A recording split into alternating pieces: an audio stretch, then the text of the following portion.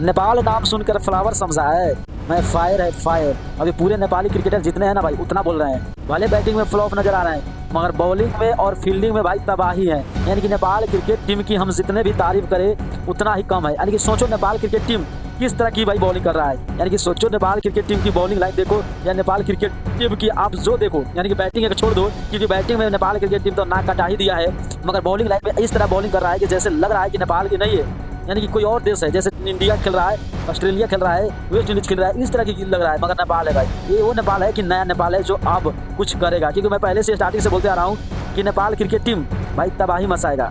और सच में यार नेपाल क्रिकेट टीम तबाही मचा रहा है। यानी कि नेपाल क्रिकेट टीम की बॉलिंग की जितने भी तारीफ करें, यानी कि वर्ल्ड में चर्चा चल रहा है कि हाँ यार नेपाल के पास ऐसे बॉलर हैं जो अगर 30 रन भी बनाते हैं तो नेपाल क्रिकेट टीम 130 भी बनाते हैं तो नेपाल क्रिकेट टीम उस मैच को आसानी से जीत सकता है। क्योंकि बॉलिंग के दम पे नेपाल देखो लगातार मैच जीत रहा है और इतना जीत रहा है कि आप सोच भी सकते हो कि नेपाल क्रिकेट टीम इस तरह की बल्लेबाजी कर सकता है। आज ओमान को ऐसे पानी पिलाया और इस तरह की एक्साइटमेंट प्लेयर में भाई कभी नहीं देखने को मिला। मगर नेपाली है भाई, गोरखाली है जो कुछ भी कर सकते हैं। और सच में गोरखाली आज छा गए हैं और गोरखाली ओमान में आकर इतिहास रच गए हैं। और आने वाले दिन में गोरखाली का भी चर्चा पूरा दुनिया में चलेगा। 1 या 2 साल रुक गए, उसके बाद इंडिया जैसे पाकिस्तान जैसे टीमों से टक्कर कराने में नेपाल को एक ठोबा नहीं छोड़ना। तो आप लोग क्या सोचते हैं नेपाल क्रिकेट के बारे में? नेपाल क्रिकेट को लेकर अपना राय जरूर कमेंट करें और वीडियो को ज़्यादा से ज़्यादा शेयर करें।